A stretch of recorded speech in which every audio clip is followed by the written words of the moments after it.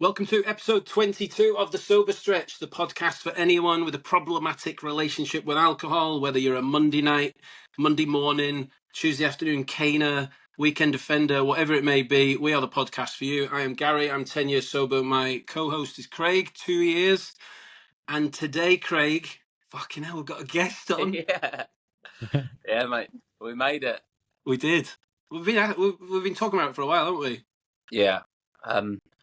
It's going to be really good having Ryan on here because he's got stuff that we're mega interested in, and I don't know if people are getting sick of us, but it would be nice for someone else to be able to who's doing things a little bit different to us. So other people might be able to relate to Ryan, and it would be good for everyone, really.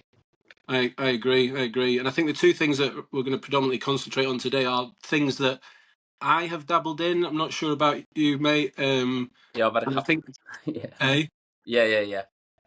Yeah, well, I think a lot of people are interested in the last couple of years have been piqued by both things. So, well, we are thrilled to welcome our first guest, Ryan Hewitt from In the Shed with Ryan.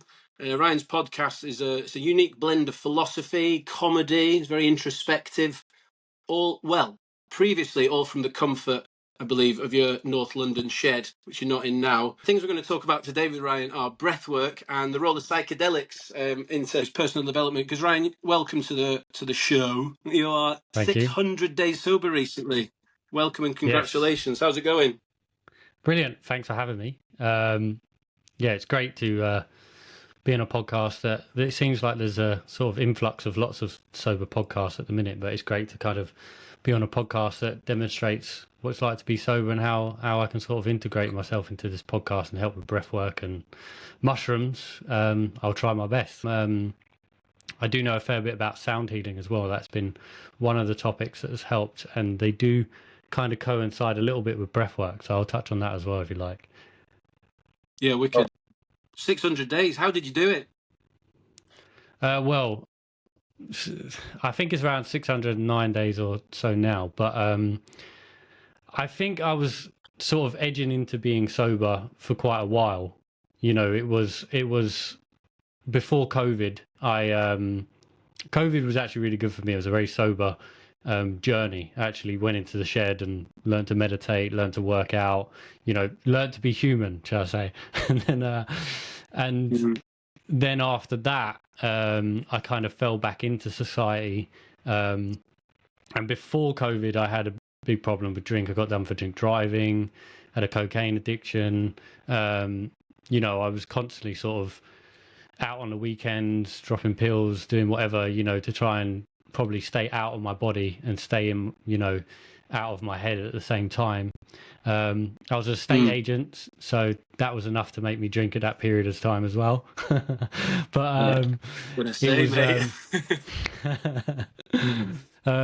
but yeah, basically after COVID, it kind of spawned a kind of new way of wanting to exist. But going back into society, I did fall into the traps again. And then 600 or so days ago, me and my mum was in Spain.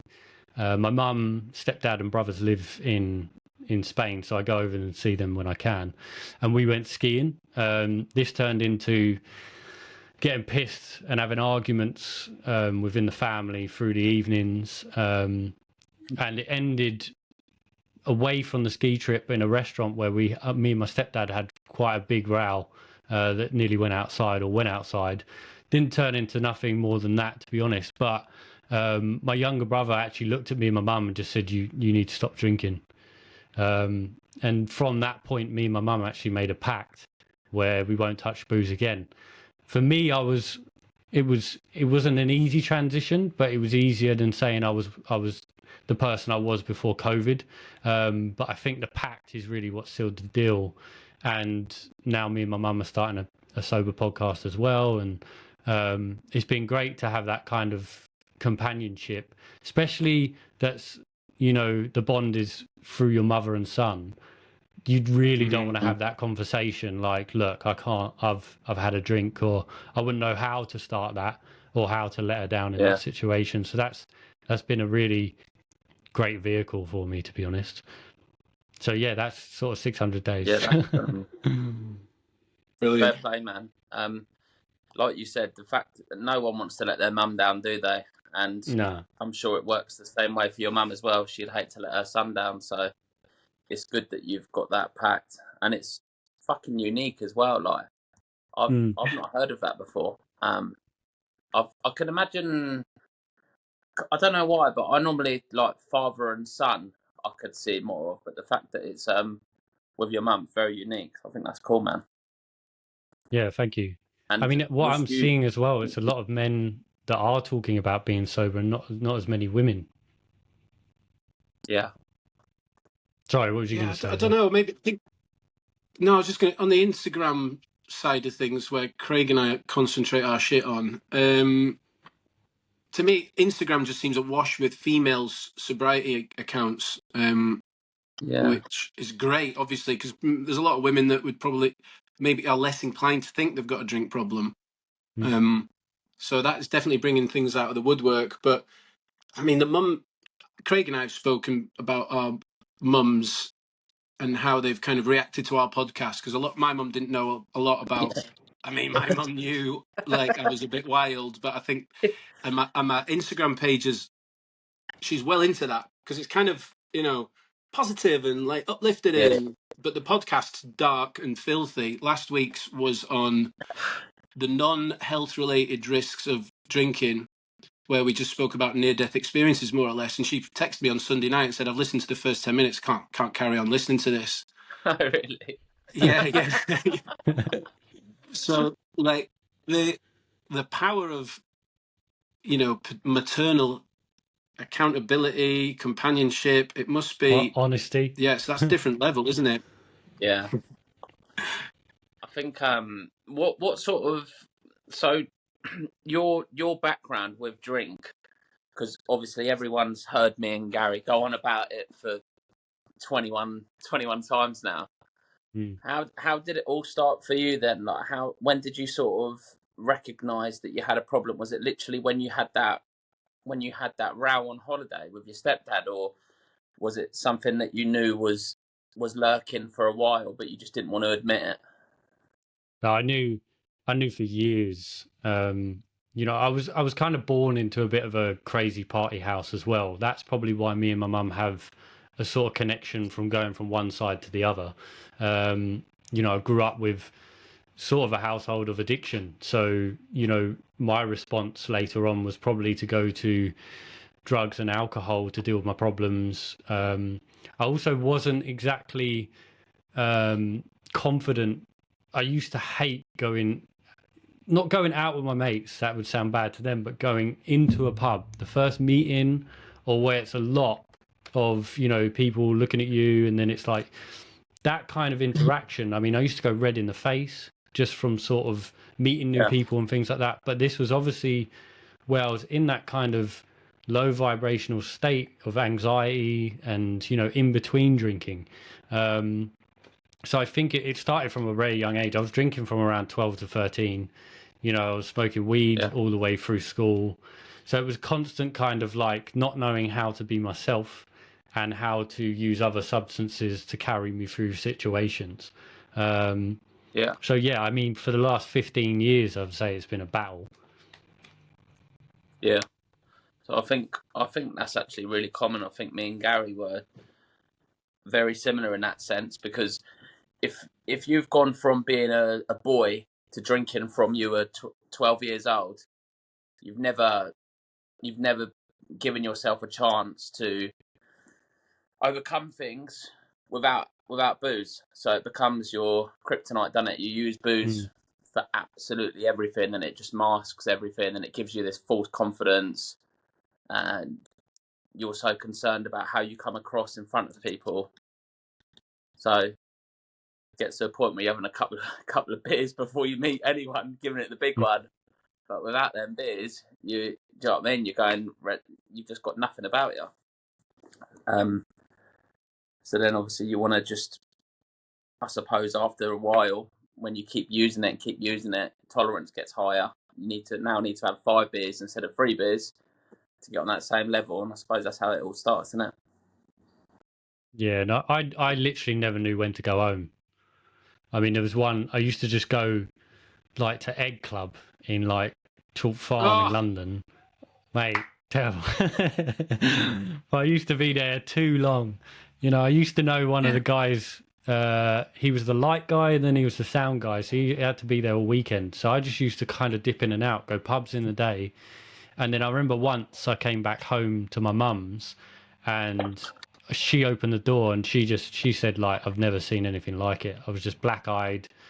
I fell asleep for about 3 days, you know, and it was kind of, I weren't eating on the weekends either. So I'd wake up. I remember getting up from that kind of bender and just not being able to walk. And even then, Yeah. I was still going back into that situation because I could just go on forever. You know, I didn't want to go home and I didn't see the point in it. So it'd be a whole Friday to Monday usually. Yeah, I mean, Craig and I talk about that long. You know, you get on it on Thursday night. You know, Craig and I were both morning drinkers for a long period of our alcoholism, but you do get Thursday night until, you know, late Sunday, and you've just been in a constant state of, well, heightened state of head fuckery, haven't you? Yeah. What was in two things that you said actually piqued my interest were, well, number one, well done on surviving the egg. That is that is quite the place. For Yeah. maybe Craig has never heard of it. You go in, and as long as you don't have weapons, you're good with whatever else is on Yeah. you. You The know? security is crazy in that gap. Yeah. Mate, it's bonkers. When you said about going into a pub and meeting new people or a group of people, this might be a nice segue into where your skills are. You talked about a low vibrational, constant anxiety. Can you tell me more Yeah. about that? Because I think that's going to bring us into, you know, your sphere. Yeah. Um, I mean, a hangover is a hangover, right? But I feel that to explain it in more of a sense of what the body's doing, you know, you're detoxing. So the body's working on something other than what it usually would have to work on. So I find that, you know, if that was junk food, if that was, you know, lack of sleep, but then at the same time you want to add alcohol into the context, then you want to be sort of your best mental state and go into an environment that, you know, you can be yourself when you're sober, which would be the beginning of the night, the meeting the people.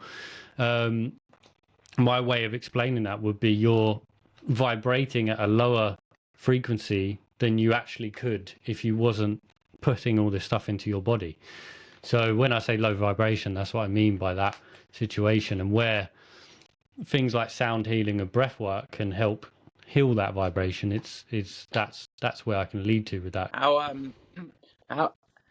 How did you excuse me, I'm not being ignorant or anything, but how did you go from like this geezer that was smashing 3 days in London and that going from like a complete nutter, because I'm sure that's probably what, I mean, anyone that doesn't sleep for 3 days is a nutcase, yeah? Yeah. You know what I mean? It's hardcore. To then, how did you find like the mindfulness side of it? How did you go from one extreme to the other? I'm into mindfulness, by the way. I really want to know more about it, so I'm buzzing to hear it. But I just find it fucking mental transition. Yeah. I mean, so I don't know if you guys know much about astrology. My girlfriend's an astrologist, so I literally get told about astrology all the time. You have 4 elements: earth sign, fire sign, air sign, and water sign, right? All of us are one of them. And then you have specific 12 zodiac signs. I would be what you call an Aquarius. What are you two? Just so I know. Virgo. Gemini. All right, so you're... Oh, you're a cunt, Craig. Well, he might be sometimes, he might not be other times. No, I have. But yeah, I mean, so Gemini, you're an air sign, so you're a heavy thinker. Virgo, basically, we're kind of the thinking signs. Virgo is a very heavy thinker as well. So I find that I've always, whether alcohol's been involved, the energy that I have within me does exude wanting to be in my mind and constantly thinking about what's this, what's that. Gemini, you'll relate because you're constantly seeking experience. Virgo is a seriously hard worker, and are usually at service. So us three together in this kind of alchemy is a seeking experience. Like you want to know more. So with that being said, I started with looking into astrology to find out more about myself, which led me to things like what would be good for this energy that I hold. I started with the basic things years ago, though, like headspace, like meditation. Yeah. But I was like 13, 14, smoking weed in my bedroom, watching conspiracy theories about zeitgeist and like gods of the sun, and everything I could find. I was constantly like, I need to find out, and then I got into like astral projection. So trying to there was like there's these tapes that you can use. The CIA kind of said that they worked with a guy called Robert Monroe.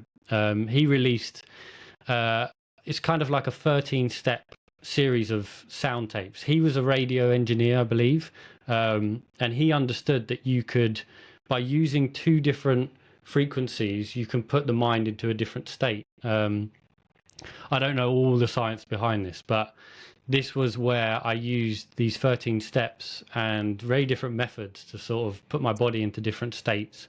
But I was pretty much just a like 20-year-old in my bedroom, not having a fucking clue what I was doing, to be honest. But I learned through that, I learned different breathing techniques. I learned how counting from 10 to 1, placing those numbers with different parts of my body, like 10, relax your face, 9, relax your neck, 8, relax your upper chest. And so putting my body to sleep, I learned those techniques. And then what it plays is like a white noise for about, I would say, about an hour. And I now use it just to go to sleep. but that was kind of some of my journeys towards mindfulness individually, like what I was searching for and everything else. And that was before I went sober. But to go into when I've been sober, it was like the fucking floodgates opened on what I could do or what I could experience. Because again, the universe only gives you what you can receive, I find. So I then, it's also been, and my girlfriend as well that showed me a lot of this. She's been sober forever. And we went to a inner child. She must have fucking hated you coming back after 3 days. You know what I mean? No, I wasn't. She's got the good Ryan. She didn't get what other people used to call me, Brian. Yeah, I even had a nickname for my drunk, and it was Brian. But she hasn't seen that side to me at all, and I wouldn't want her to either. Yeah, good. Yeah, you met her 599 days ago, eh? Yeah. Yeah. But yeah, since that, seeking mindfulness is kind of what I've done since being sober completely, and I've done loads of different breathwork sessions. I can go into more detail, but just to give you an overview, the first one I went to was like an inner child workshop, and it was with a guy called Tim Morrison in the Hackney Round Chapel. And I'm quite free-spirited. I'll just go with the flow, and I didn't ask anything about it. And he basically played loads of ancient instruments for like two hours, and then got us to sit up. And I was really relaxed. And then he started playing guitar. And I don't know if you've ever gone through inner child therapy or experienced sort of an inner child meditation. It can just blow the socks off you. Basically, I think you kind of merge with the younger self. And he spoke for around 20 minutes, and that was it. I was just, water gates opened, couldn't hold it together, released a lot of, probably childhood trauma. And I just remember afterwards, me and my girlfriend walking around Hackney, and we went into a place that sells it's like all VHS, and he has a tiny cinema out the back, and it was like walking through this shop of memory lane, and I could see all my childhood films all placed in a row. And so it was really bizarre. And then we needed to eat because we needed to come back down to planet Earth, because it was like you just shot out, you know, through your mind. But since that one, I've done multiple. I've been to sober festivals. I've done group breathwork sessions that go for 40 to 60 minutes. I've done around 10 to 11 now. And I've even hosted events where I've done inner child meditations and to around 100, 120 people. So yeah, I've tried to merge what I know now into sort of a package of what I can give. But I'm constantly seeking new mindfulness. But the main thing is to just sit, be present and breathe for at least 10, 15 minutes a day, morning and night. I mean, I've tried every other tape, every guide, and most of the time it just comes back to being with the self. So, just a quick question. So, I feel like this is probably quite relevant for a lot of people. But if I say me, for an example, I still get anxiety. I'm generally just quite an anxious person. Fuck knows why. Always have been. I'm a deep thinker, and sometimes I just feel like I'm on edge all the time. How can someone like that, like ADHD riddled, blah blah blah, how can someone like that learn how to do this deep breathing and like meditating and stuff like that? Because it does seem to be a lot harder for me, whereas my mum can just chill out and do it willy-nilly, you know? Yeah. Well, so I'll go back to astrology, whether it's something you believe in or not. With being a Gemini, it's a constant I think. So it's difficult for you to get out of your head into the body. So I know you're a personal trainer as well, right? Mm-hmm. Yeah. So I mean, working out, that's probably your complete Zen time, because you're back in the body and you can get out of the head more.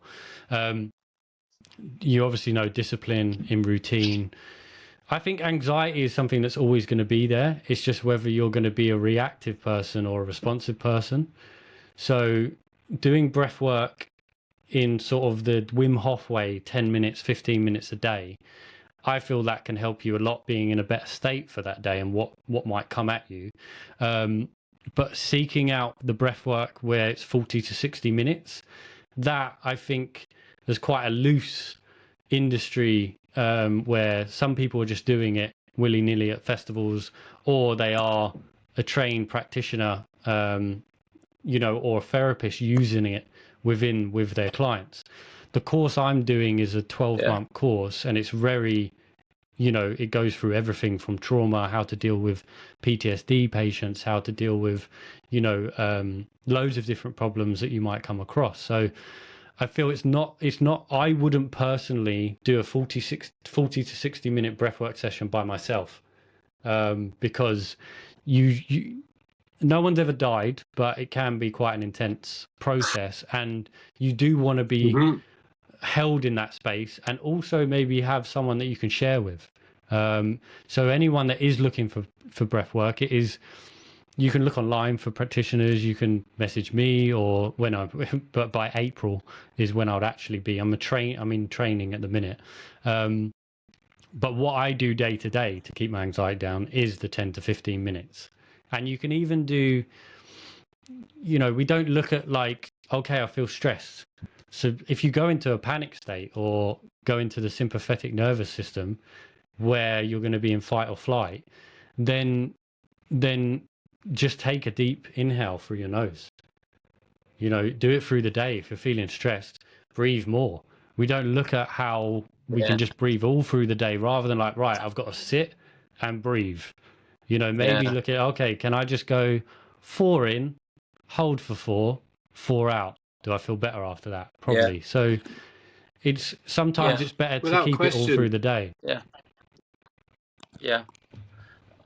So go on, Gareth. Well, no, I was just going to say, if you're trying to get sober, imagine you're heavy drinking and you're desperate to get sober.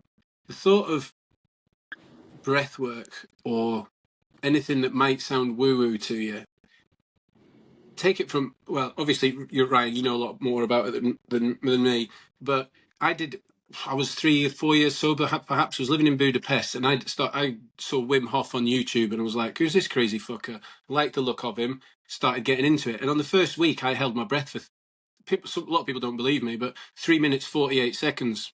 Yeah, no, it's possible. And oh mate, I swear to God, I didn't even feel like I'd pushed it. And I got up, my flat was freezing cold, early in the morning, bollock naked, walked straight into an ice cold shower, and I swear to God, I felt like I could walk through a wall. So, you know, it's really important that you can't just discount stuff when you want to get sober. I don't think, people. It's what you said about the 4 in, hold 4 out. I do. I mean, I meditate. I would say I've meditated 80% of the days since I got sober. So that's, 2,500 days in 10 years. And the 4 in, four hold and 4 out is the most simple thing you can imagine. And the power of it's mind blowing. Yeah. So when these cravings hit, people message me on SoberNSound and say, oh, blah, blah, blah, what can I do? What can I do? I was like, what about cravings? Concentrate on your breath, focus on your breath, and before you know it, the craving's gone. It fucking works.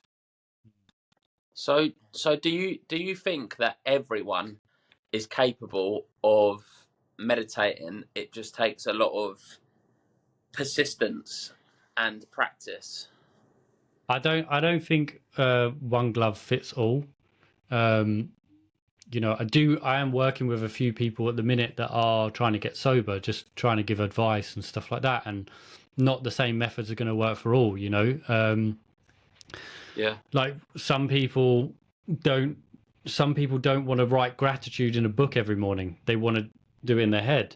Well, that would probably tell me that they're more in their head, so they don't want to put it on paper because they think they can get it done on their head, but really what they should do is write it on the paper, because it creates reflection as well, but also it allows them for 2 minutes to get out of their head onto paper. They're physically doing something. So when I look at helping people or what would be right, I look at what their kind of lifestyle's like, and whether meditating in this way would work or meditating in that way. If you can't calm your mind down, then it might be that running is your form of meditation. For me, I love to run. Yeah. That is a form of meditation. Whatever you can get into a state that is in the body, is in the present, I would say is meditation in that way. Starting, I would say things like Headspace help me, a guide, simple guides that can just tell you what to do, tell you, okay, there's light coming in the bottom of your feet. Imagine that light going through your body, going up all through your body. These kind of visualization meditations are really simplistic and easy to cross. At the start of my podcast, every guest that comes on, it's kind of a meditation. I put like forest sounds on and I ask them around 8 to 10 questions. And what it is a way of, one, me getting to understand them. So I'll ask, there's a person walking next to you. Who's that person? And then I'll ask, there's an animal coming out of the woods. What is this animal doing? These questions, I think, relay from their subconscious a deeper level of their understanding of themselves. So this meditation, the person they're walking next to is the most important person to them now. At the end of it, I tell them the answers to the questions.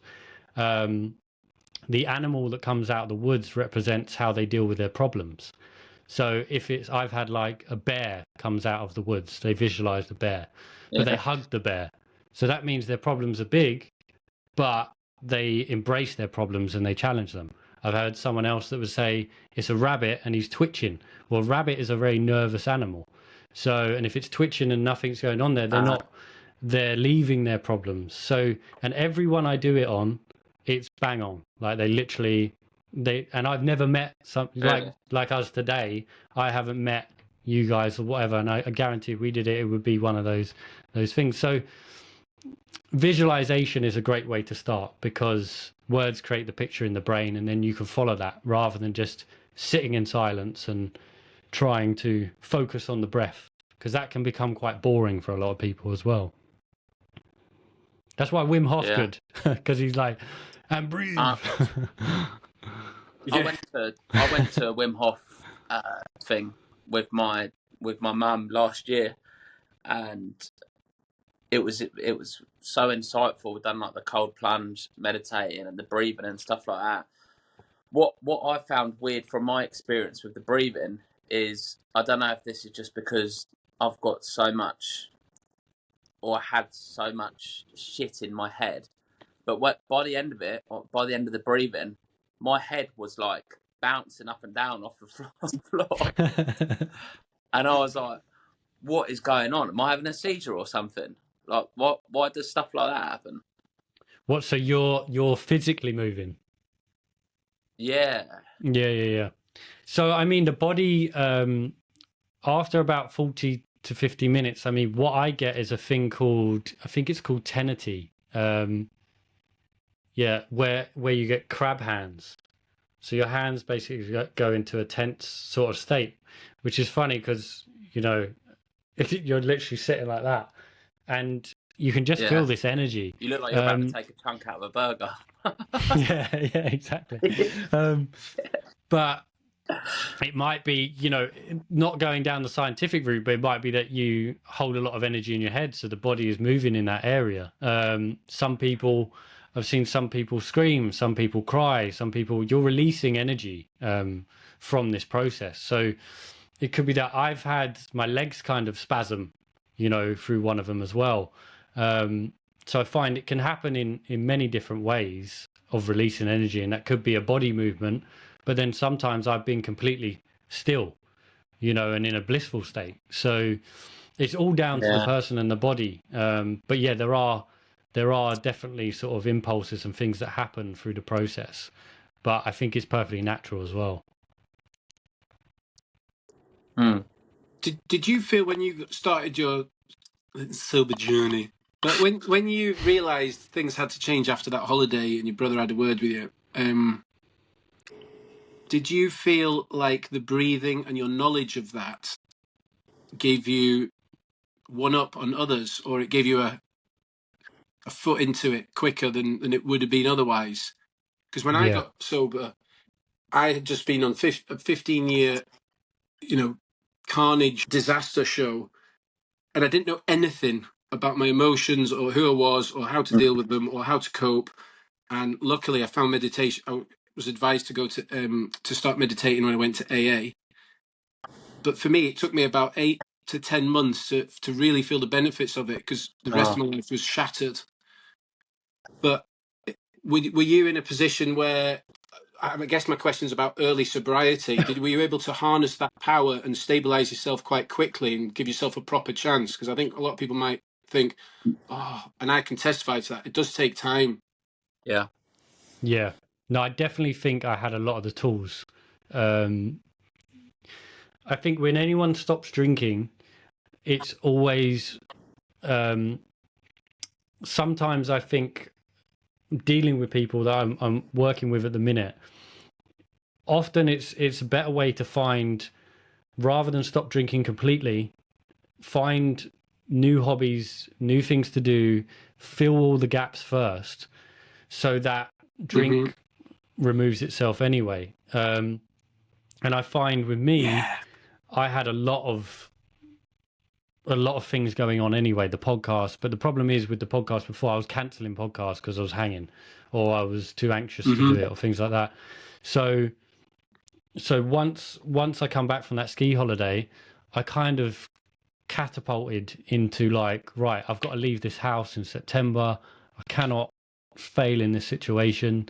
I then was with my girlfriend as well, and she basically have been going to sober festivals for like 4 years. We went to Russell Brand Community Festival, which was, Wim Hof was there as well. So I kind of like knew the basics, but through last summer, I got given all the gifts of what I needed to heal my trauma. You know, it's probably still not gone. It's probably still not there, but heal myself in certain ways and learn a lot of these techniques. But I was running before that. Exercise was a big thing.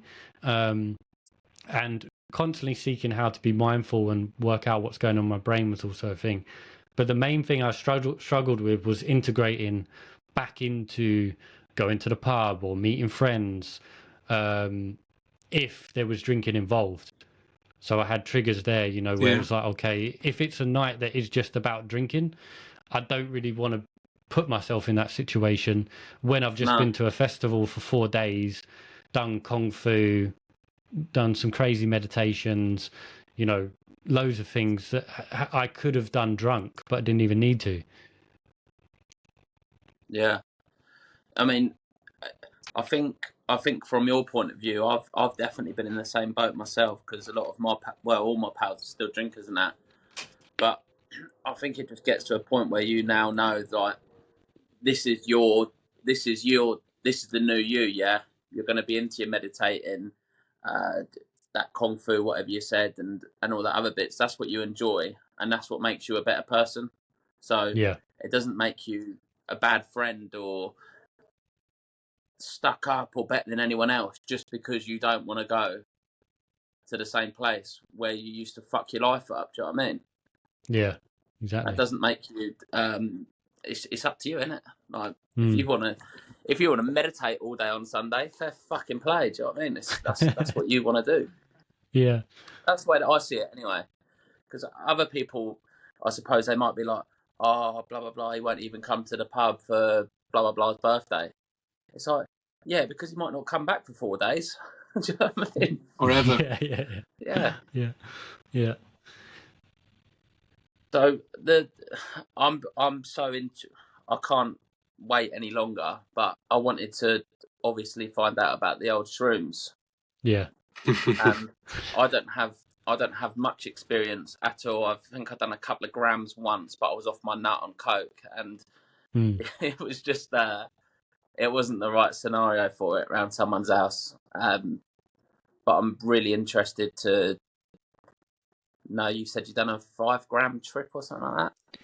Yeah. So I mean, to give you a bit of scope, I've been interested in mushrooms quite a while. I used to interview people wearing a mushroom hat, just for context, on the street. And what, you found people with mushroom hats and you interviewed them all? No, I was wearing the mushroom hat.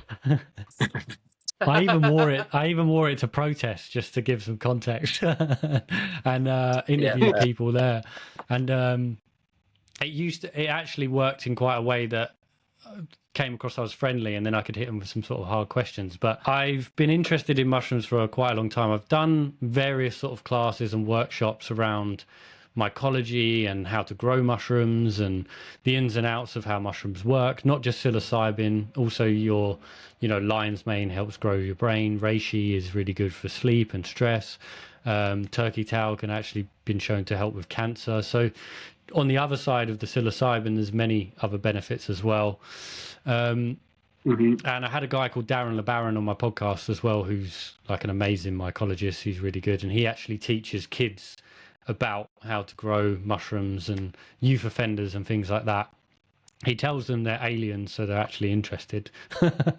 But my connection to it and sort of the psilocybin side, I started off microdosing sort of years ago just to help with stress. And I think it was actually in COVID. I had the oil. So I was using the drops and using little bits there, not really going too far or anything like that. But obviously that led to experiencing more. But because I was sort of already sort of knowledgeable around trying to put my body in different states sober through when I was younger doing astral projection or trying body asleep, mind awake, basically where you go to sleep, wake up and go back into a dream and try to be awake in the dream. I had a lot of this kind of experiences before, but saying that, I don't think anything can fucking tell you what's going to happen in a mushroom trip. It's like something completely different. So that led me to upping my doses. I did a 5 grand trip. Probably, I first did it was around a 5 grand trip in Amsterdam with truffles, and had no idea what the fuck I was doing. It was me, a girlfriend at the time, and another couple, and we took them, and I remember taking them, and within 20 minutes it was kicking in, and we were trying to get to the Central Park, and I just remember seeing a tram coming way too close to my face and trying to get, it was just this mission to get to the park. As soon as we got in the park, everything just changed. The floor was moving. And if you've ever tried mushrooms before, to go to somewhere like Central Park in Amsterdam is probably the last thing you want to do because it's so hyperactive and there's so much going on. Insanity. I just remember sitting there for the first 30 minutes and trying to adjust to feeling like I was on a boat. Everything just completely changed. And whether this is your consciousness opening up and that world becoming even more intense, or whether it is just psilocybin interacting in a different way, I'm not sure, but the intensity of it was extreme. But that was an eye-open trip. So, you know, I was completely awake. I was with people that I knew and we had a good time, but it wasn't anything in kind of the stretch of I'm going to go inward internally and experience, you know, something that this mushroom wants to teach me. So leading past that, I thought I've got to try this. I've got to research more. So I used to get a blindfold that actually has an opening inside. It's called a mindfold. And that basically, if your eyes are open, it's pitch black.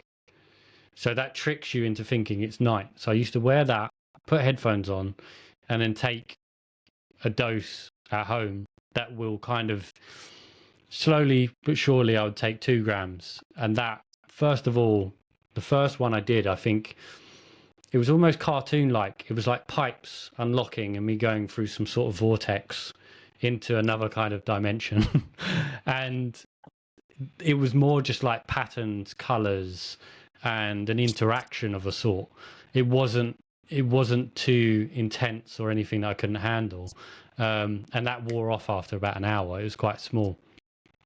So then I thought, okay, I'm going to go a bit further. I got some Hawaiian mushrooms from a good friend, and these I didn't anticipate how strong it was actually going to be, and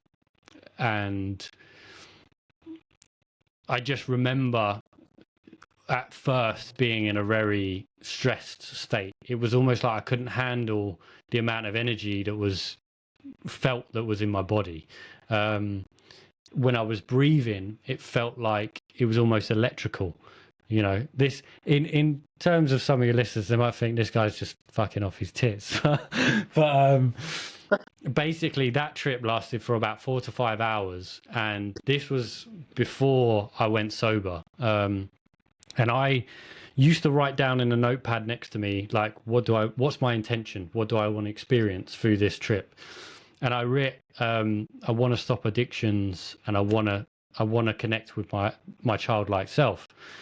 So when I went into closing my eyes, headphones on, it was almost like I was in a white temple.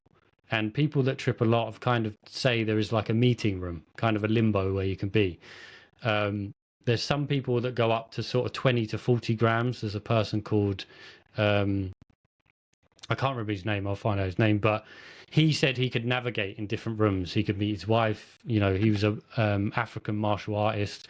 I will remember his name before the end. So a 5 gram trip is what they call a hero dose, which is Terence McKenna. I did it on a fast, and I was in this temple for about 4 hours, and it was almost like I was being spoken to by a female being, but I couldn't really communicate back or speak or anything like that. It was just it's basically telling me off in certain ways, saying this is too much. You shouldn't be in this sort of situation. We're going to guide you through it. And it went, basically, I saw myself as a sort of baby growing, and it took me through about a 4-hour trip of my life, really. But at the same time being like, you have to be knowledgeable with this technology. You can't, you know, take it in this kind of way. You need to be in held ceremonies. You need to be in a space where people are knowledgeable of this stuff. It's not something I would say after doing something like that, do that at all. But because I've been in a lot of held spaces and everything before, I kind of knew, don't freak out, Your hands are hieroglyphic. Don't freak out. You're breathing electricity. You know, I kind of came back to myself and said, look, you know, this is, you know, no one's ever died here. No one's ever died here. This Yeah, is exactly. It's a just go through skill the trip. almost to take Yeah. mushrooms. Yeah. So, Yeah. but since then, I haven't touched them again. Interesting. I took a 5 gram, just to compare, because I haven't either. I took a 5 gram trip during COVID with my friend, and he went under, and he left my house in a cloud. He slammed the door, and it freaked me out. I was too gone, and I did the worst thing I could possibly do, and I checked my phone because I had anxiety about him leaving. And yeah, oh mate, and do you know what? I read a message from my ex-girlfriend, who is now downstairs with our daughter. And I read that, and within a second, it just all flashed before me, what I was doing in my life, how I'd let that slip through my fingers. And the next morning, I booked a flight home. And it changed my life because I'm still here. You know what I mean? So the power of it is undeniable. But it's not to be messed around with. No. It's scary shit. I went fucking under that night. I was overwhelmed with my friend leaving and COVID just being in the back of my mind. I didn't really know what to do. Where do I go with my life? I'm probably going to have to leave Spain, blah, blah, blah, blah, blah. But ultimately, the catharsis that I got from it some days later, and I'm sure you'll agree, it's just a cleanup of your soul. Is the best way I can describe it. As someone who's taken a lot of mushrooms, you know, recreationally and not for deeper meaning, but have found it in that. It's just that I feel like your pipes get cleaned out and it lasts for so long, and then you probably need to go again. Yeah, I mean, does that make sense? Yeah, 100%. Because psilocybin actually works with receptors, and what happens is that they actually go to work after the trip as well on things like dopamine, serotonin, and glutamate. So after the trip, there's a professor called Professor David Nutt, and he did he got 10 people to do this test. So it was a dose of 2.5 in 2 sessions, and all 10 were addicted to antidepressants for around 10 years. Every single day they were on antidepressants. And through these 2 sessions, they were with a therapist and, you know, in a relaxed room, blindfold, headphones. And each one of them, I think 7 were like, right, I'm good. I'm not going to touch antidepressants again. But you also have to take action within your lifestyle after this. You have to change and develop in that way. Yeah. But with 3 of them, after 3 months, they would slip back into depression and not feeling great. But they looked like the 3 that didn't quite change their lifestyle, but it definitely helped them for a period of 3 months. And if this session wasn't, you know, if they wasn't illegal or class A, then it would be more available to the people that need it maybe a second time round. But then also the problem with it being legalized is because then it becomes controlled again. How many people can get to this technology? How many people can allow it? And then the offset of that is me doing it in a bedroom and trying to get through it unguided, you know, young, and not understanding fully of what I was doing. So I feel now if I was to do it again, it would have to be in a held space. And now I kind of know, okay, afterwards it's going to open up. I do think mushrooms, gave me the gift of playing the guitar, because after that I started learning guitar, and I think they love music. So Yeah. So I'm in a band, and I play solo guitar, and I couldn't tell you a note I play, to be honest, what it's called. And I played live on stage at a festival called Into the Wild on main stage, and I didn't know what I was going to play until I get up there. I kind of know the pattern a bit, and I don't think without doing 5 grams of mushrooms I would be able to do that. Not at the same time though. Well, What No, go on, mate. No, you go. how what would you advise then? So for someone looking to take mushrooms, yeah, say for an example, say they're changing their lifestyle, yeah, they've done what we've done, they want to go sober, blah blah blah. Yeah. Do you think the best course of action would be to start microdosing? Yeah. Like what you said earlier, you know, you're a person that might find it hard to meditate. If you've got someone who's just stopped alcohol, and to integrate something like a 5 gram or 2 gram trip, that's going to be so much for someone, even if, but you can get there with the breath. You know, you experienced it with Wim Hof. That's a very trip-like state. Mm-hmm. So when you do 40 to 60 minutes, if I've got someone that's come to me on day one and they're still not stopped drinking, I'm not going to say, let's do a breathwork session. So there's no way in hell I would say, let's do 2 to 5 grams of mushrooms. So yes, microdosing is great. And if you look on the internet, you'll find a company that does microdosing enough. 0.01, I think it is, or 0.1, very small dose. You can do a thing called Paul Stamets. I think it's called Stack. It basically means, like, I think it's 3 days on, 2 days off, 3 days on. It's a system like that. I don't know the specific days, but you want to have time off of it as well as on it, and get to sort of feel how you feel better through the mushrooms, and take maybe for a month and then see how you feel after that. A microdose shouldn't be anything that you feel. It should be something that's working on your brain without you knowing. Exactly. And then lead yourself up to searching, go to a breathwork workshop, go to an inner child meditation, go to a sound bath, lead yourself up to a ceremony where, you know, you could go to Spain or Portugal, where you be with people that have experienced it, you have guides there, and be in a place where it's welcoming. Jamaica is an amazing place for it as well, you know. And then you've got things like ayahuasca and everything else when you get to level 10, I guess. Yeah. And then we can all get invited on Joe Rogan's podcast, and he can tell us about DMT. Yeah, exactly. I mean, I have microdosed a number of years ago. I think it's 0.1 from memory. And I think it was 2 days off, a day on. And I did that for maybe a 3-month spell.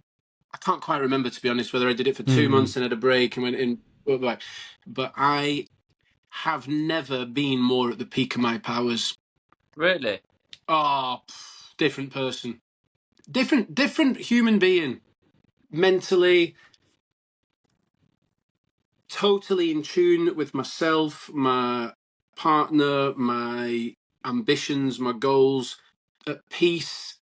And I'm, you know, I think if you have led a long-term heavy abuse lifestyle like we have, you get used to being under it. You know, you get used to feeling the strain and the darkness that comes with it, and the resilience just comes out of staying alive, I think. And I think when you do get sober, if you're going to do it, why not go all in? You know, because you've wasted so much time. And I think the power of microdosing can bring a person around pretty damn quick. And you know, getting sober is addictive. Like everything, all the good things that come with sobriety, you just want so much more of it yesterday. And it's quite overwhelming at the beginning, but it's like, if you're going to do it, fucking do it. You know what I mean? Yeah, this is what's interesting me, because like I said, yeah, I've done mushrooms once, yeah, but it was ridiculous. Like, it was just around someone's gaff, like in their kitchen, just, you know what I mean? It wasn't the right scenario, the right environment or anything like that. But where I'm at in my life is, and I'm thinking for people that are just going into sobriety and want to introduce mindfulness, because I know mindfulness is so good, like the breathing and that, how you feel afterwards, like your eyes are literally whiter where they've got more oxygen in them, and you can notice it. Same with meditating. When you finally have a good meditation, you feel so fucking good. But if you could introduce like microdosing mushrooms, yeah, and then do small meditations like 5 minutes a day, and then 10 minutes, 10 minutes breathing. Is that the best way you think to start for someone who's changing their lifestyle? Yeah. Yeah, I think also, be careful with what if they're on any other meds or anything like that. How psilocybin can interact. But I think for me that did help a lot. The reason I don't want to trip anymore in it or at this period in time is because I feel that kind of high dose completely changes you. I was humbled basically. Forever. I would say it doesn't change. Maybe you was always there in the first place, but it definitely was like a kick up the arse. Like, you need to be doing even more of this, or I just kind of shifted like completely what I do. I'm a person that's had like multiple businesses and done loads of different things, but I do think it really does have an upgrade situation, and your brain does work quite differently after that kind of high dose. The small dose is where you're going to help with the lower dopamine, the lower serotonin, the imbalance levels, how you can feel better on a day-to-day basis, and it'll just get to work. Management of the day. Yeah. So, but I think exercise is at the core. Good sleep, meditation, and then if you want to integrate a system of microdosing, that's also going to help, as well as your other ones. Lion's mane is great for focus. Reishi is great for sleep. Turkey tail is just really good for bad cells in the body as well. So I think if you can there's a company called Bristol Fungarium. There's loads of tinctures now you can get that you can have on a daily basis. So definitely integrate it, but be careful and understand and do your research on how you're going to integrate it. Yeah. So the drops or the tinctures, as you say, like that is, I've heard of one Life Cycle. I can't remember what it is, but they're quite a prominent one all over social media. And lines, because I've got ADHD, and my ability to be productive and slow the fuck down to be productive is, well, it's a mess, and I feel like it's the only thing that's holding me back from really thriving going forward. I feel like I've conquered sobriety with bells on, and now I just, like you say, just want to upgrade other areas of my life. And having dipped my toe into both things that you're knowledgeable on, I believe that these two things are the things I personally have to focus on to level up, because I don't need to stay personally, I don't need to stay sober. I don't need to do any work on not drinking. I've done that long ago, and I did a lot of inner work and delved deep, just not microdosing before breathwork, but I knew I had to face a lot of demons and confront them. So, but I'm almost bored in sobriety now. I mean, maybe the two of you're both similar stages, just gone 2 or approaching 2 years. I remember that period, and I was excited as I could be every day about what was on offer. Yeah. And now I don't feel I've gone stagnant. I've got 2 kids and I'm busy, and I've got these projects that are doing a lot of good. But I need an upgrade, and I need it fast. I'm tired. Kids are 8 and 3. I've got a full-time job, which is intense because I work with autistic people. I've got a side hustle that, to me, I'm on the cusp of making it really special and really grow. And I don't think I can do it without something extra. And I don't mean speed, because I'm not going down that route. But I mean, that's why when I read and went on when I listened to your podcast, Ryan, I was like, this is the perfect person as the first guest. I think these things are, obviously, a lot of the people that listen to us are wanting to get sober or are in early sobriety. Would you not reckon, Craig? People that are really fucking struggling or enjoying this early emotional sobriety and come on the ride with us as we talk about it. But I'm sure there'll be people there that think, well, I can't just go from getting battered every weekend on the piss to just taking mushrooms and breathing. But it doesn't have to be as jarring and scary as that. Like you say, slow introduction to breath work, the appropriate microdose or the appropriate drop in your coffee every day, and you are making serious headway into calming your brain down, I think. Yeah, fill in the Yeah. gaps, where drink usually takes place, and being excited about that Saturday, Sunday morning, or not, having that Monday where you don't feel like you can't get out of bed and you hate it. Understanding that these kind of tools can help that. They're not going to help directly every second when you're doing it, but over a period of time they will. Exactly. You don't see these things if booze is in your life. No. You don't know. You what you'll find when you get sober, it'll blow your mind what's out there that you just have no ideas going on. You're not going to hear about a sober festival, are you? When you're fucking thinking about V Fest and shit like that. No, Exactly. no. Nobody's talking about Wim Hof when you're watching Brentford Fulham. Yeah. Bad And if you are, your mates are going, the fuck are you on about? Yeah. So to break away from that, there's a Well, these time things where are you have to scary as grow well. out of alcohol. They are, yeah. I think it's easier for someone that's, sober to, say it willy-nilly, but there comes a point where you just have to, if you've got a problem with alcohol, you have to grow up and grow out of it.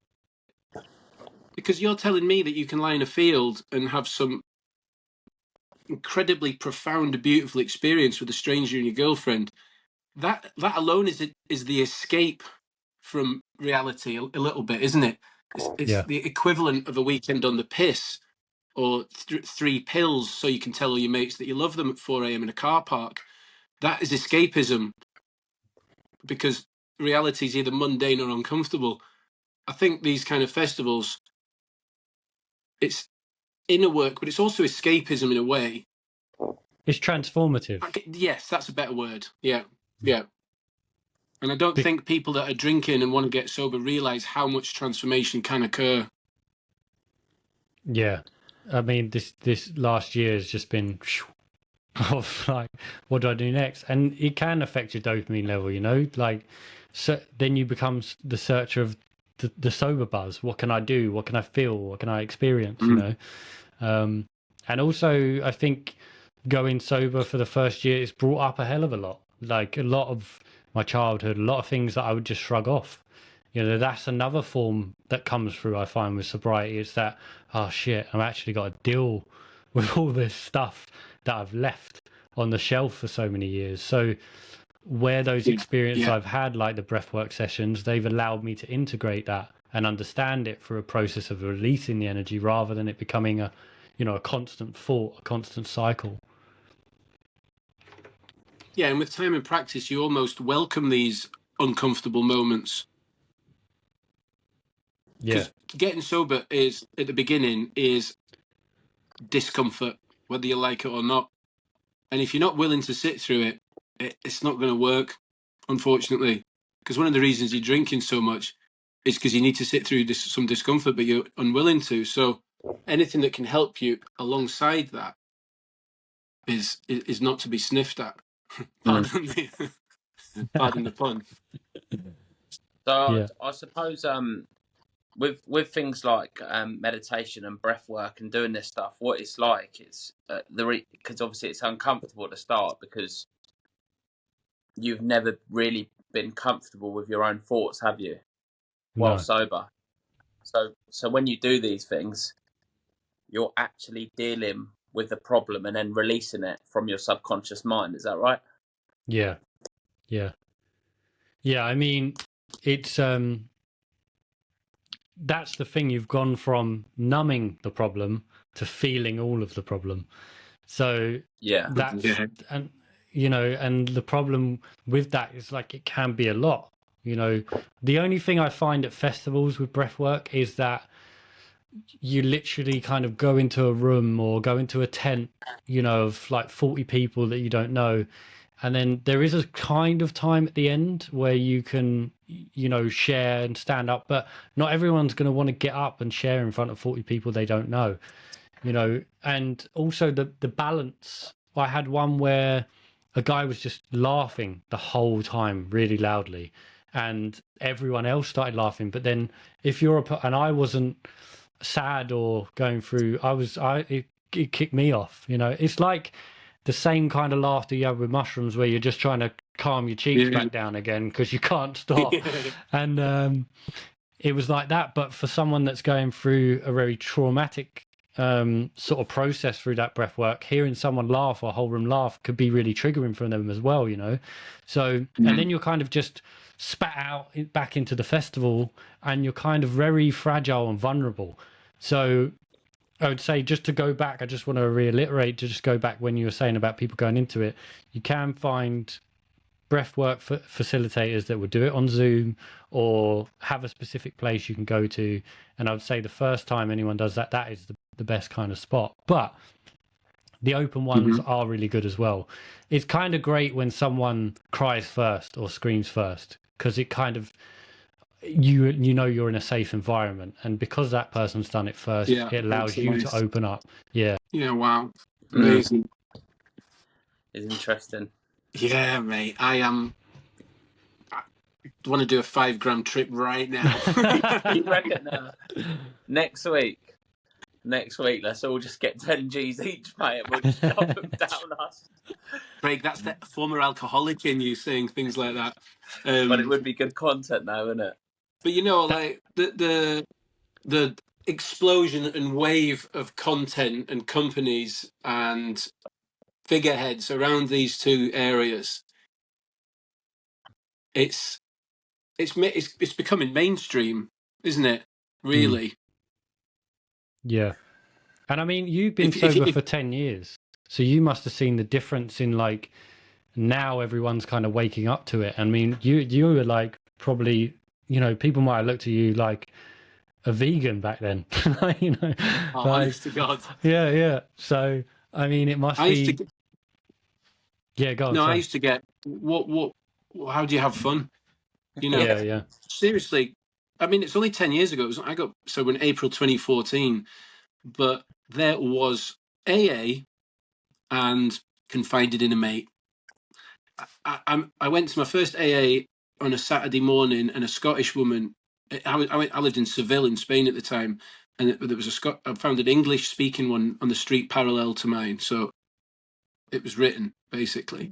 This woman told me to meditate, and she suggested meditation, and it was hard. You know, it was really hard. I came across a woman called Tara Brach. I don't know if you've heard of her, and who's very well known meditation guru, whatever, practitioner. She's from California. Like, no, she's from south, deep south, like beautiful southern drawl. And it was her really that initiated my love for meditation. But I just got lucky. I found her on a YouTube page or something. On Pornhub. I found her on, yeah. But yeah, at the time it was totally different. So to think in 10 years that people are talking about, you know, taking mushroom drops in their coffee and breathing to stay sober is it's an unbelievable surge in the last sort of 3 or 4 years, I'd say. So I would say it's much easier to get, I know it sounds weird, but much easier to get sober in 2024 than 10 years ago. But I'm not even sure I would have, you know, the meditation helped stabilize me, but I had a transient lifestyle. I was moving around a lot.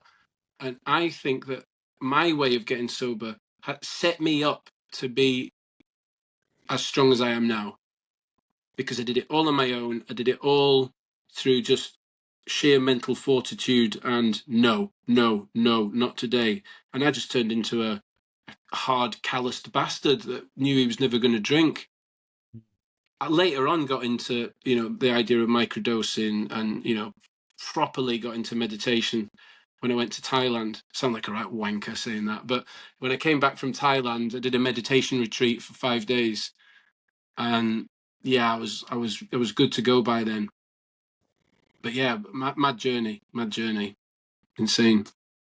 Do you find you was like your own competition, in the sense you were saying, like, totally. you yeah, it's a good way to challenge yourself and be that competition, I think. Yeah. Also, as well, I just started to see through the daily determination and also just having clarity because I wasn't smashed out my mind 24 hours a day. I could feel the improvement in my life. I could feel how people were receiving me when I walked into a room. I was a teacher. I was doing an immersion course every week. And so I was on a Monday morning, I had to walk into a group of 30 students to meet them all before we sent them on their separate ways to different classes. And the more sober I was, the longer I was sober, the more I just powered into the room. So I could feel it come up through my feet up to, do you know what I mean? Does that make sense to either of you? Yeah. I guess I you had just, a lot more patience, and oh, mate. you dealt with things a lot better. Yeah, but I was just a more charismatic person. I was a more dynamic teacher. I could explain things with Yeah. more clarity and succinctly and like on the spot. And I just started to feel like this performative beast, to be honest. Whereas And before you're like, why don't you not fuck off? I need to get a drink. no, honest to God, before I was pissed in class. Like I was drinking before I went into class. I was getting to work at 7 because the bar was open and going into class at 9 and drinking like little short bottles, the tercios, the small ones. Yeah. No, the quintos, the tiny ones.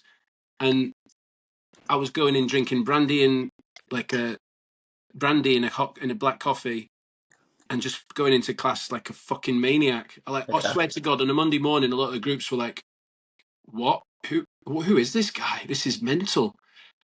And obviously, then I got sober and I became a much better teacher and a better person. But I was more confident. I just had more zing and just swagger, and Yeah. I really felt it surge through me. It was just fucking amazing. I loved getting sober. And I want people to listen to this and go, you loved getting sober. Getting sober was mega.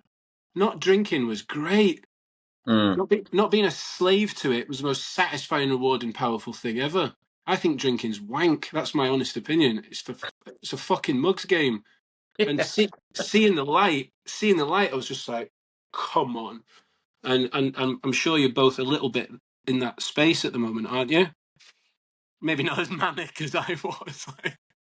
It's I think because you've gone through it now, and where every day is such a challenge, it's the biggest accomplishment of your life, isn't it? By a Yeah. fucking country mile. Oh, So no question. so you have a right to be extremely proud of doing it, because it's not for the faint-hearted, is it? And it would have been a lot easier at the time to just ignore that you had a problem and carrying on ruining your life. Yeah, So totally. so We've done well. We've done well, boys. We've done well. yeah. I think. Yeah, I tell you what, Ryan. You've. I'm going to be doing some serious researching. I think we should fill the show notes with all the links, links to all the companies you've mentioned, and get people really thinking about outside what they probably think is outside of the box stuff. Your dealer will be making fucking loads. Hey, so this dealer will be making loads. Yeah. So what's the future for you? How do you see the next year going? So I mean, I'm currently in a band, so I play lead guitar. We're looking to tour festivals next year. We're just doing applications and everything like that. So that's performing on stage is something I didn't realize that I could come back to. I went to drama school and stuff when I was younger, but as soon as like 13 hit, I kind of went into just a 13-year-old kid that didn't want to do any of that. I didn't want to be on stage or nothing. Yeah. And basically last year we started a show called Revelations, where it's basically a Blue Lotus ceremony. So Blue Lotus tea is a flower which basically can relax you or induce dreamlike states. What we did was we did it at the Hackney Round Chapel, and we had sacred geometry projections on the ceiling. If you know the Round Chapel, it was a fucking expensive projector, so I'm looking for smaller venues. But basically it was a beginning meditation, a visualization of drinking the Blue Lotus tea and bringing you through your chakra system as the Blue Lotus grows through your body. That's what I did.